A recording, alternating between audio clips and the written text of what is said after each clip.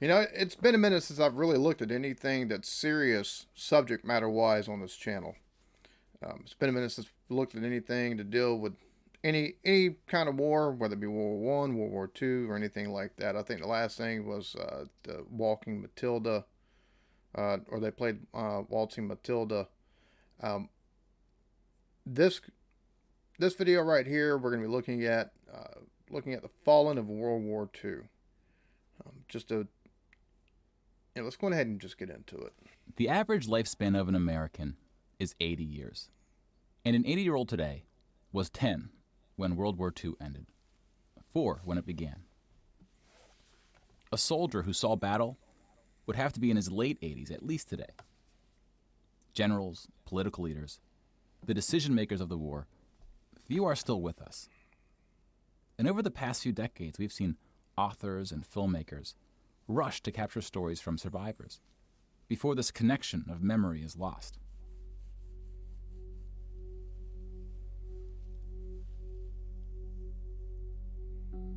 This project is not about individual war stories, and it's not about survivors. We're going to tally up the tens of millions of people whose lives are cut short by the war, and see how these numbers stack up to other wars in history, including trends in recent conflicts.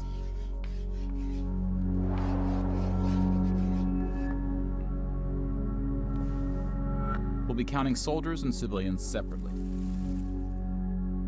Each of these figures represents 1,000 people who died. Civilians were of all walks of life, whereas military deaths were almost entirely men. The average age was about 23. Saying 23 being the average age.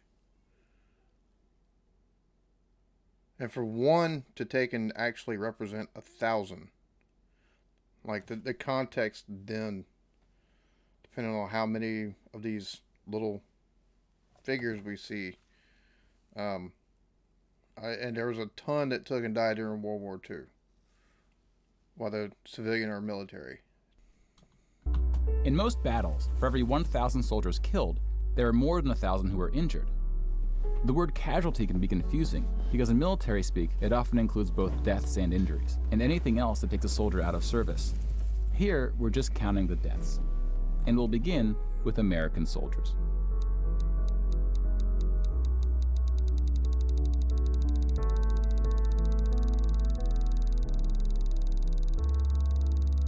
Over 400,000 died.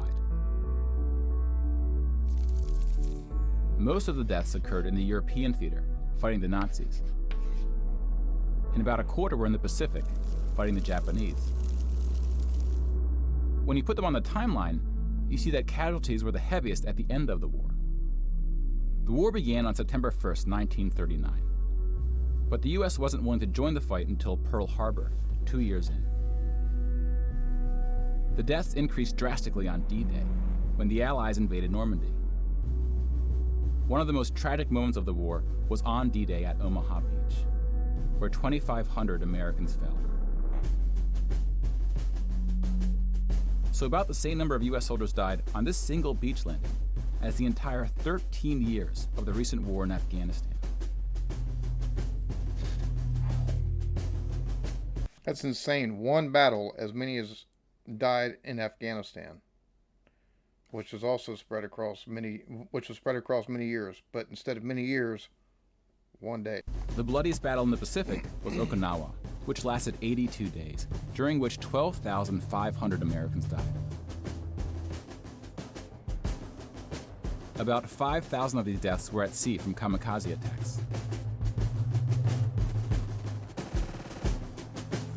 Now let's look at some other countries, starting with Europe.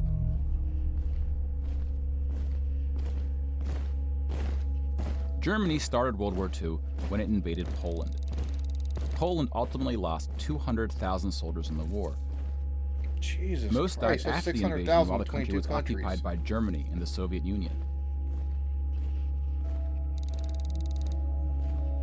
Germany, meanwhile, lost just 16,000 in the invasion of Poland. The Nazis went on to invade and conquer other countries, including Denmark, Belgium, the Netherlands, France, Greece, and Yugoslavia. France surrendered, but after losing 92,000 soldiers in the Battle of France. Over 200,000 ultimately fell, which includes deaths in POW camps, French colonies, and other fighting. Yugoslavia suffered almost 500,000 military deaths. The initial invasion brought relatively few casualties on both sides, but the deaths mounted under Nazi occupation due to guerrilla fighting, civil conflict, and mass executions.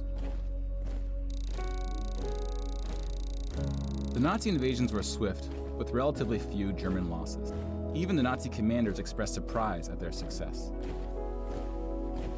And then we have the United Kingdom and the United States, who were not invaded but took the fight to the Nazis. Britain lost about the same number of soldiers as the US, which includes the British colonies. Germany lost about 500,000 soldiers fighting the US and Britain in what is known as the Western Front, which took place in France and Belgium.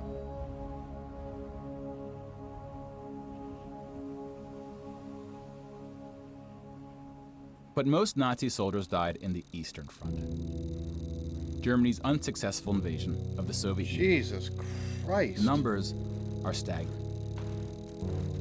The most famous battle of the Eastern Front, and perhaps the turning point of the European war, was Stalingrad. The German Sixth Army successfully took Stalingrad, but then got surrounded by the Soviets and cut off from food and ammunition. 500,000 Nazis would ultimately die in Stalingrad. Another one. Holy sh! See, it's been a minute since I've read up on any history. It's been a minute since I've looked at World War II history. That's in the history of World War I and World War II is something I used to be massively into. You forget sometimes, especially if you haven't taken a look at something, exactly how exacting a cost some of this stuff was. And granted, the German military, the German government, the German army were definitely. They were the enemy. They were the evil that was going on in the world at the time.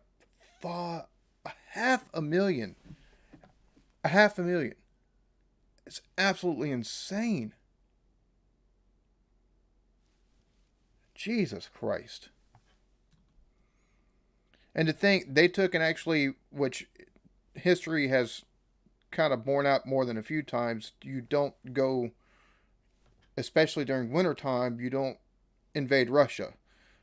Because winter comes and then it's like, haha, we've got you. And I'm not mistaken, that's when they did this, was during wintertime. And, well, they definitely, 500,000 paid the price for it. Jesus. It's absolutely insane. Absolutely insane. That is...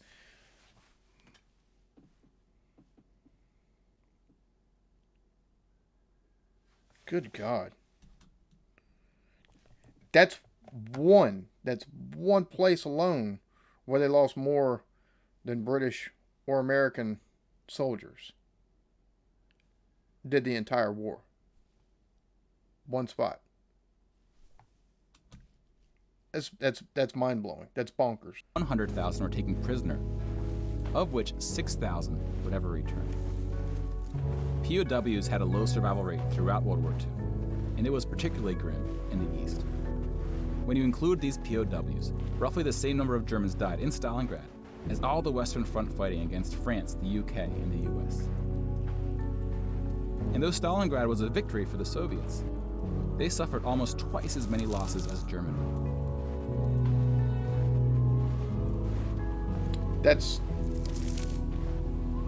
The Soviet Union would eventually defeat the once unstoppable German army, killing 2.3 million Nazi soldiers.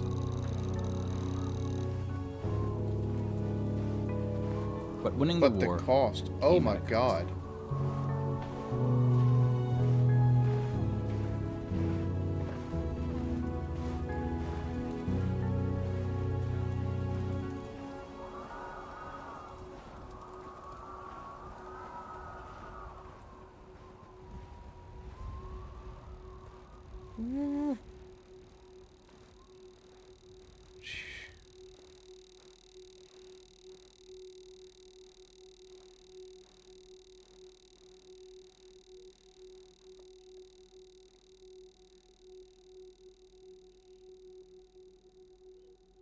$8.7 million is the official tally by the Russian military, a hotly disputed number.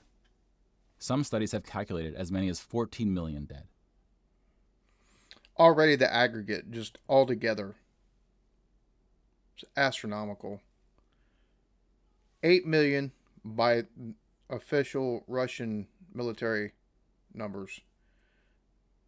Disputed and estimated 14 million for one country.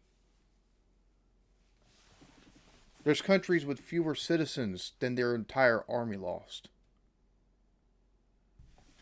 To complete the count of European military deaths, we need to add German deaths from other fronts, including the North and Africa, as well as deaths from other Axis powers allied with the Nazis, Hungary, Romania, and Italy. When you put these European military deaths on the timeline, it looks like this. You can now interact with the chart to learn more.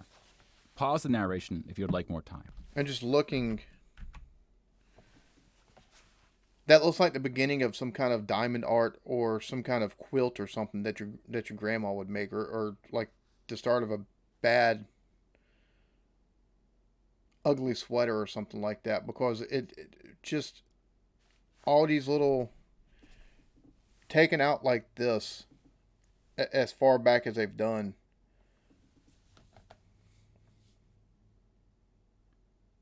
All of that red. Oh my God. You take and stretch it out, the deaths that happened. It's just seeing a number, just hearing a number is bad enough, but seeing the visualization like that, it's just... Pause the narration if you would like more time.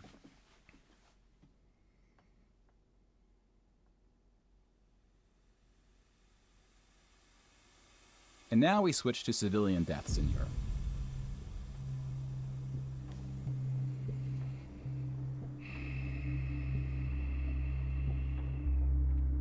Six million Jewish people were killed in the Holocaust.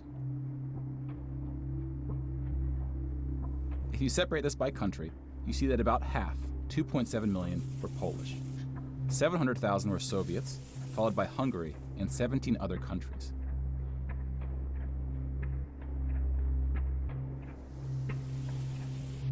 Broken down another way, about half of the 6 million were killed in the concentration camps.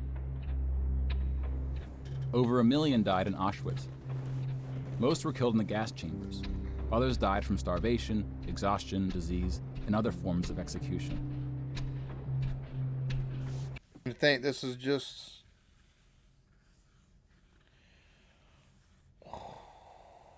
As far as civilians go, this is just the Jews that took and died.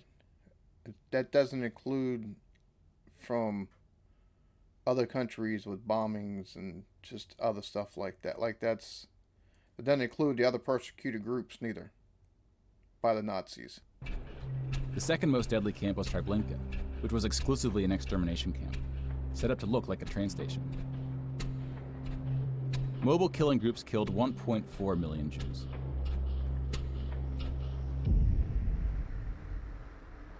Like with the gas chambers, men were killed first to reduce the risk of revolt.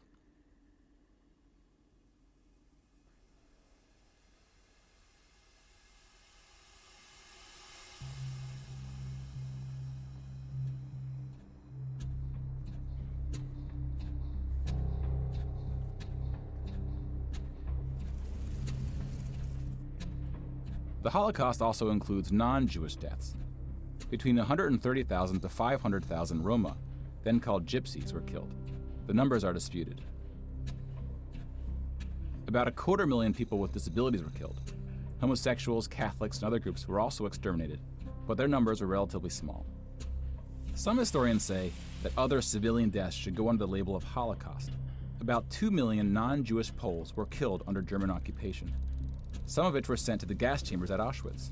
When you combine civilian and military deaths, over 16% of the total Polish population died in World War II, which is the highest percentage of any country. Christ. But not the highest in total death count. The Soviet Union again tops that list, losing at least as many civilians as it did soldiers, somewhere between 10 and 20 million. A particularly dark moment for the Soviet Union was the siege of Leningrad, now St. Petersburg. German forces surrounded Leningrad before civilians could be evacuated. Supplies, including food, were cut off for 2.5 years. What the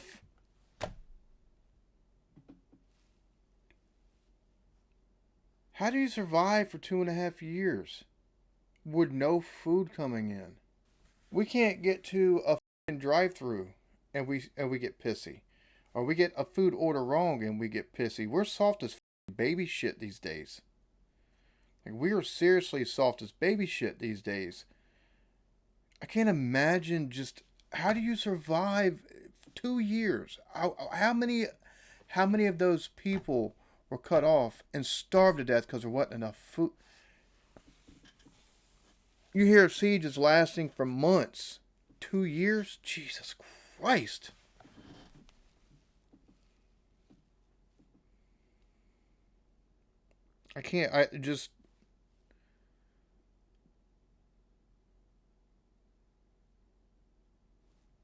There's some things that you hear and then you make that mental leap, that mental connection where the synapses fire, just they short circuit. Because it's one thing if nowadays the craze is, one of the crazes is fasting and stuff like that.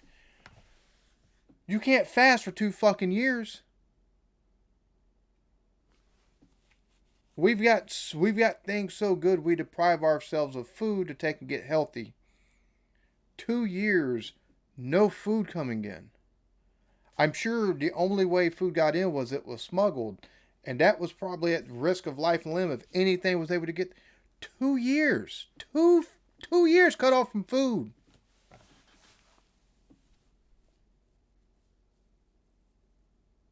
It's one of those things that I'm just astounded. I didn't realize that it was, holy crap, dude. 1.5 million people died as a result, mostly from starvation, mostly civilians. Stalin's cruelty towards his own people is partly responsible for these numbers. He often didn't allow civilians to evacuate from cities, thinking it would cause the soldiers protecting them to fight harder. About 1 million Soviets died in Stalin's own labor camps, called the Gulag. Just about every country suffered civilian losses, especially countries who were invaded. While many died as a result of so-called collateral damage, the biggest numbers occurred when it was no accident. Civilians were exterminated, purposely fired upon or bombed, used as human shields, or intentionally deprived of food. The intentional killing of civilians was done by most warring parties, including the United Kingdom and the United States. The United Kingdom was spared of a land invasion, but still lost 60,000 civilians, largely from German air raids or blitzes, often directed at civilian population centers. The UK did the same to German cities at a much greater magnitude, causing about 10 times the number of deaths. But most German civilian deaths came from the ground at the late stage of the war. When the Nazi regime collapsed, civilians living in occupied regions had to desperately flee from the advancing Soviet army. Rapes were widespread, and death estimates ranged from 600,000 to 3 million.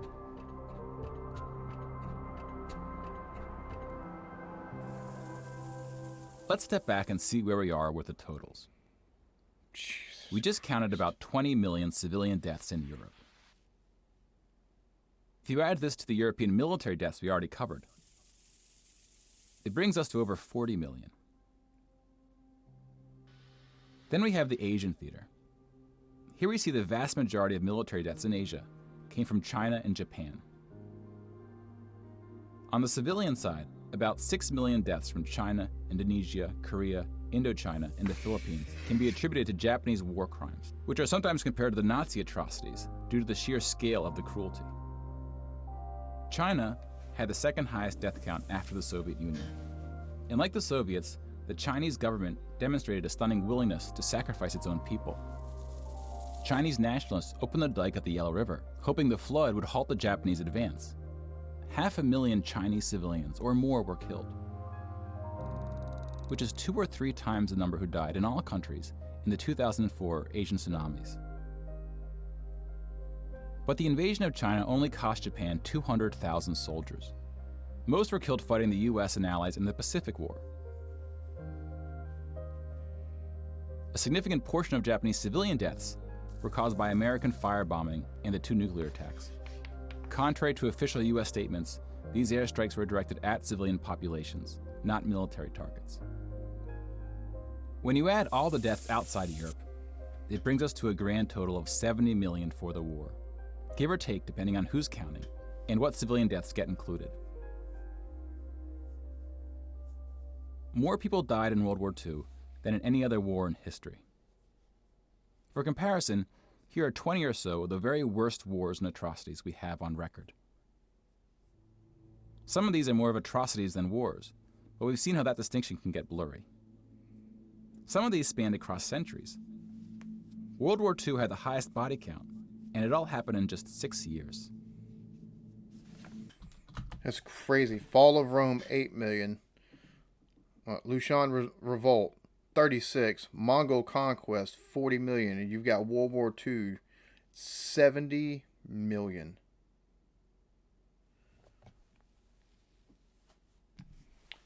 I'm just going to say this because I feel it needs to be said. I hate what's going on over there in the Ukraine. Absolutely hate it. But, the world at large right now is playing footsies with a madman.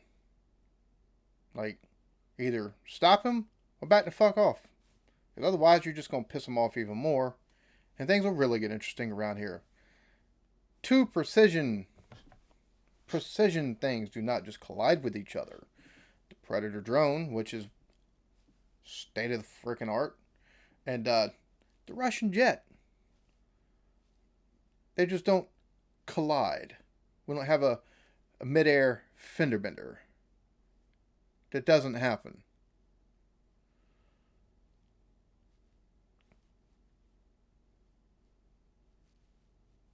Humankind never fucking learns. Never fucking learns. The world's population has grown significantly since the earliest atrocities on this list. If you want to compare them in terms of what percentage of the world died, we can adjust the chart to look like this. This rough approximation tells us there may have been more devastating wars before World War II, proportionally speaking.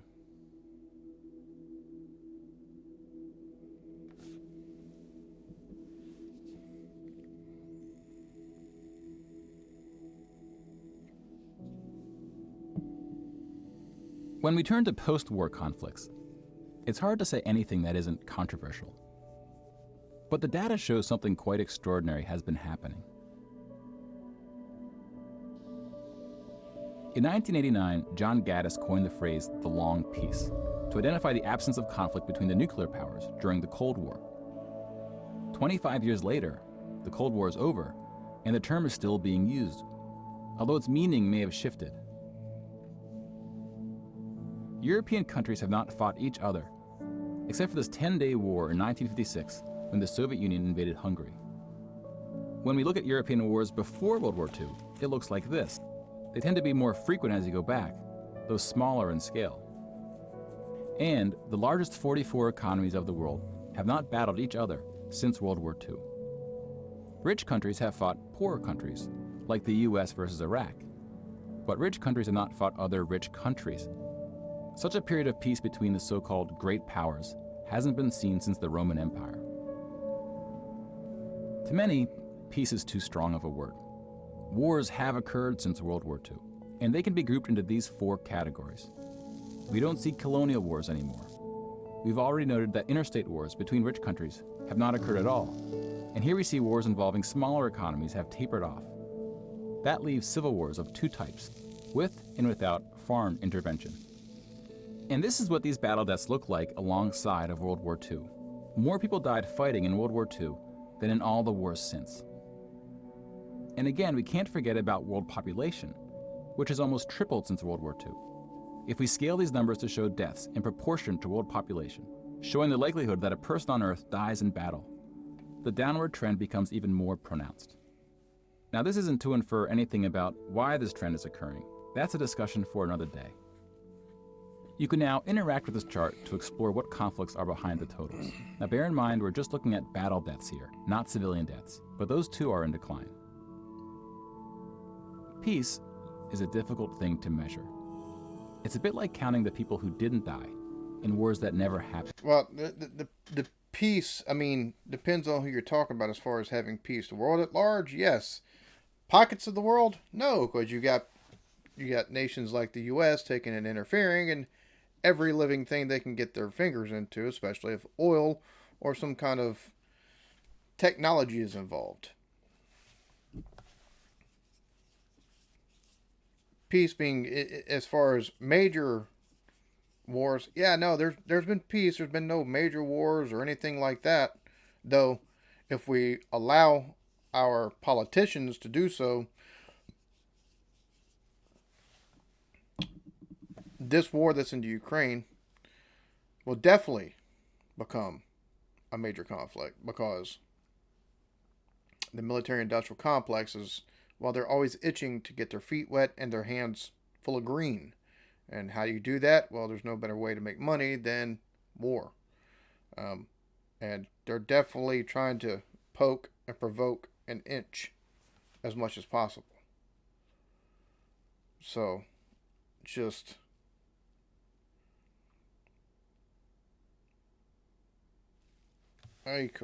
Jesus Christ.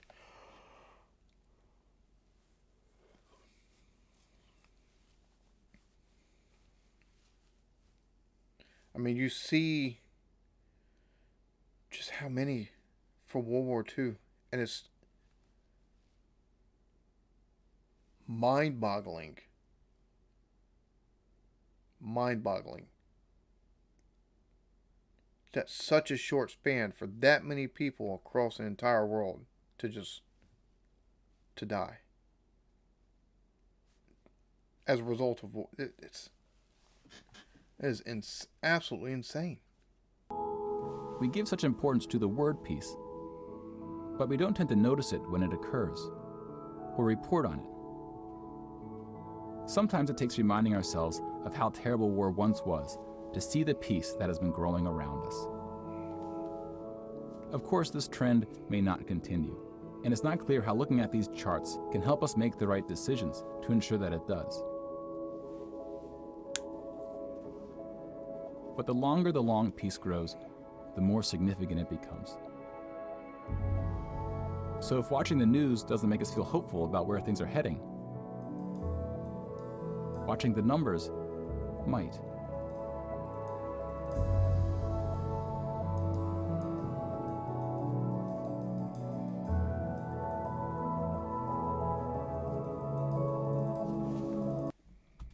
There we have it, the Fallen of World War II.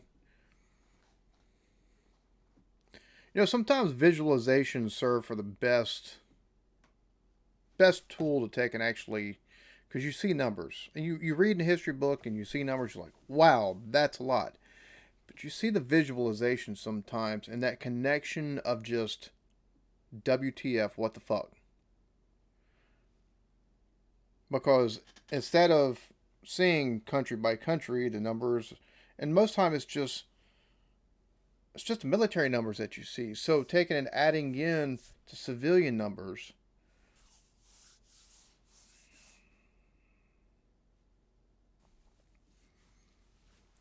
so adding in the civilian numbers to that,